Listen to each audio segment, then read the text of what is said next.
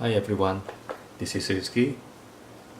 On this occasion I have the Jetbeam FL12 fill light.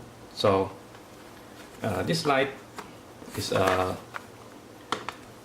it says on the box anyway, for photos and video shooting, and also function as a power bank. So this is the box. It says up to 780 lumens.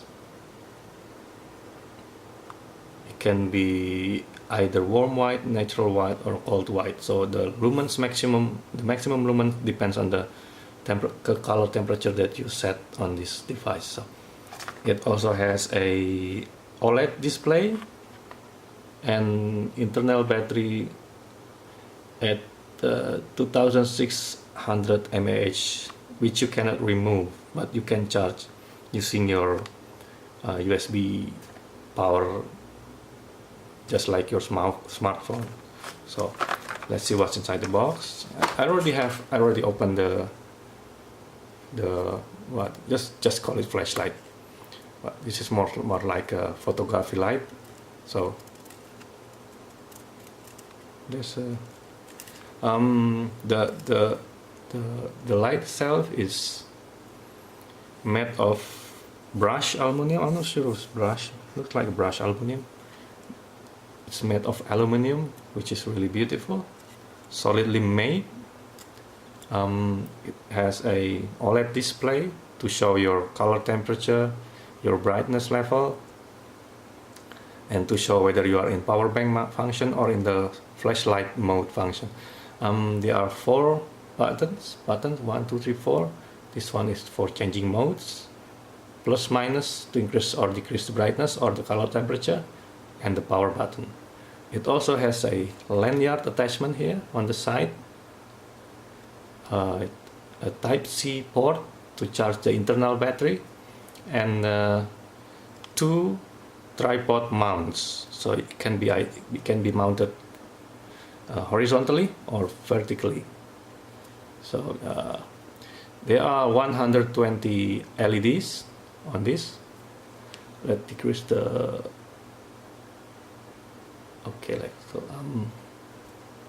so there are 120, 60 warm white and 60 cold white. So to achieve any temperature, any color temperature, the brightness of the LED on the front will be mixed accordingly. So let's switch it on.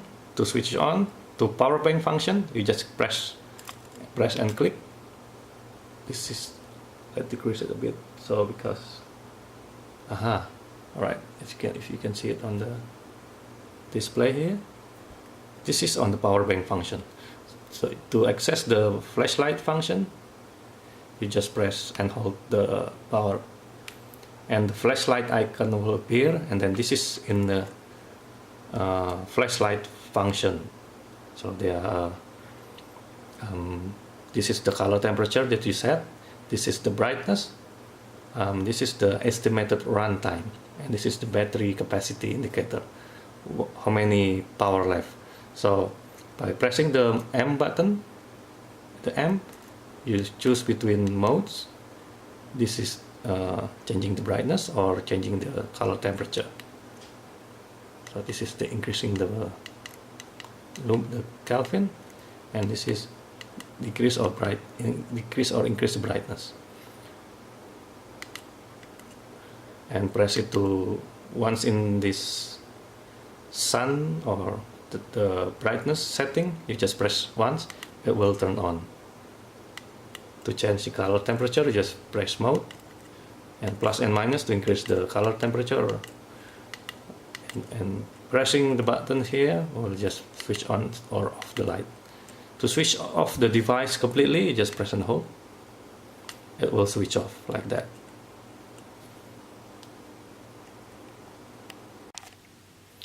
Let's see what's inside the box. So let's open the box.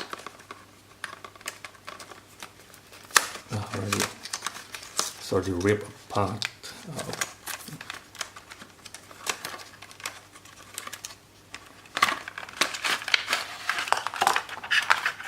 You've got the warranty card, a certificate of approval. I suppose this is the quality inspection, and this is the manual. Let me increase the exposure. This is the manual.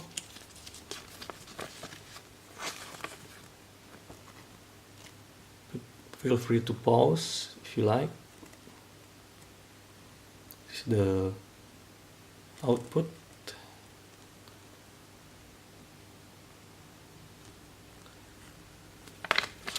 On the other side is a Chinese. I suppose it's Chinese. I can read it. I cannot read it. Yeah, the power bank function has a maximum of 2 amps, but in reality, in my test, which I will talk later, it doesn't even come close to that. I would probably just use it below 1.2 amps. So 2 amps is kind of too much for the power bank function. So, and the maximum output lumens is 780 when you are in the cold white temperature, or 5500. Yeah, that's it. And oh yeah, you've also got this cable that you need to charge your phone. So if you want to use this as a power bank, you need this cable. So you just plug in your charging cable here and then to your phone on this side. But first you need to activate the power bank function by clicking it once, and this will show it. This icon means it's in power bank function. So the light will not switch on in this mode. See, it will not switch on. Switch it off, we just press and hold in any modes. Oh, and just press and hold, switch it off. So yeah, I'll probably never use the power bank function on this device, because when I need it, I probably left this cable behind. So yeah, so I just use this as a video light, maybe, or maybe just use it like a flashlight in the event of the large surface area of the LED is really good if you want even illumination. So yeah, that's quite good. Okay, now let's see how this light operates. To activate the flashlight function, you press and hold the power button, like so. Let me decrease it a bit. Alright. Okay. To adjust the color temperature, you just plus and minus this button, this plus or minus, you choose it accordingly. And let's switch it on. Let me switch off the light.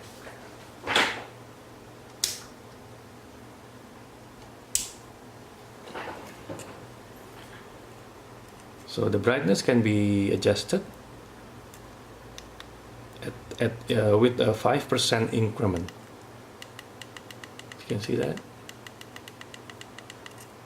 So at 100%, the estimated runtime is 48 minutes. 36, this is probably just estimated runtime, so it doesn't count for battery aging and such. So yeah. So this is at 25% if you want to adjust the color temperature. So this is becoming white now. Let's decrease the temperature to 3000.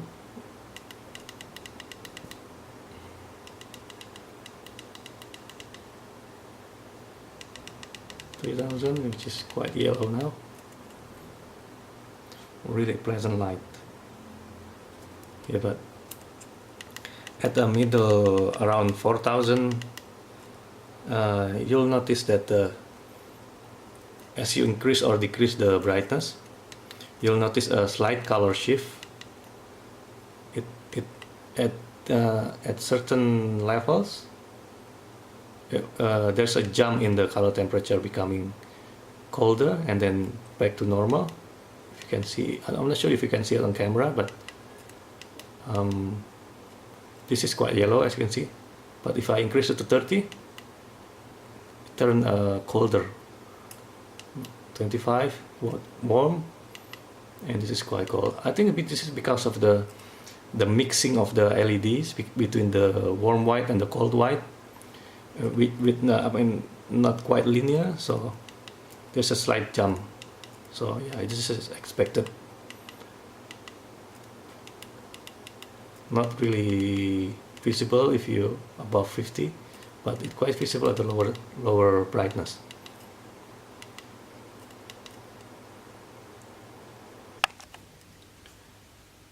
The good thing I like about this light is that at any brightness level, it doesn't show any PWM flickering, because this light is marketed toward video light or photography light. Any PWM will be visible at higher shutter speed. So I already tested in any brightness level, you don't see any flickering, and that is also makes your eyes more less straining to your eyes, so which is really good. I like it because it has no PWM flickering at all. So this is true constant current, not the brightness is based on the current, not on the duty cycle, so which is really good. I like that. Okay, now let's try the power bank function. You just press once, plug this in, and let's put some load on the output.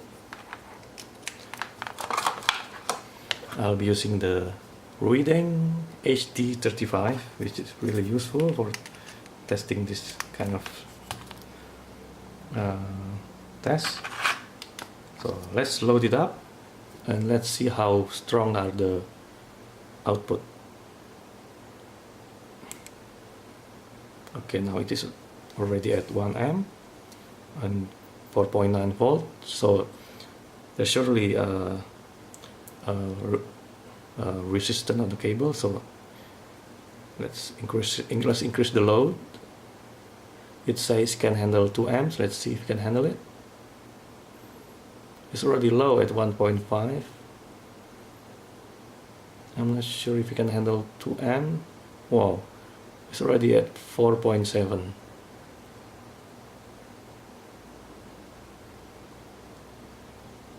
Oh yeah, it can handle 2 amps, but look at the voltage, 4.2. So I would say you can safely use it at hold on, 1.4. yeah, probably at 1.4.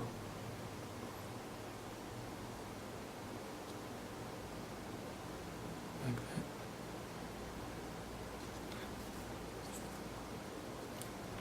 Yeah, not quite.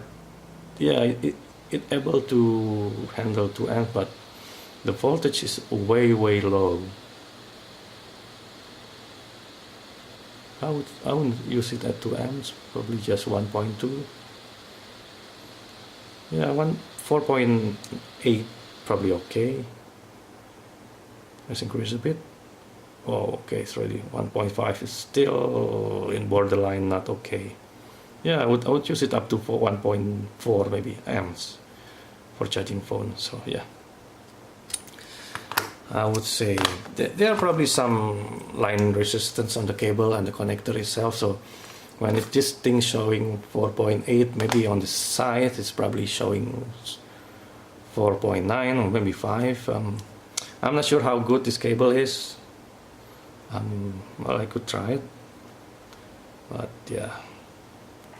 Okay, now let's test how good the cable is, and we'll measure the resistance using 1 amp load using this meter.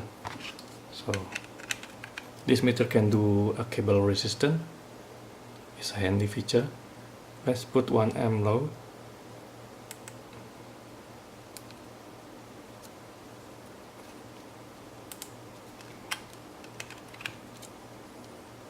Let's put some 1M load. Alright, and 1M or thereabout. Okay, 1 amps. Give or take. Let's put the load and measure the resistance without the cable. I mean, let's measure the voltage drop, the voltage from the power bank. Press and hold. Now this one is blinking, so you unplug it. Plug the cable. Now plug the Type C. Turn on the load. And now let's measure it.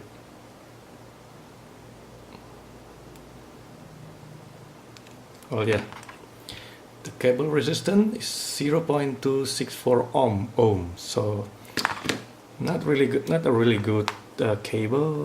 One of my better cable measure under 200, or some of the cables, short cable like this. I have my cable around 100 below ohm, so yeah, the cable is not particularly good, especially if you want to use it at high amperage.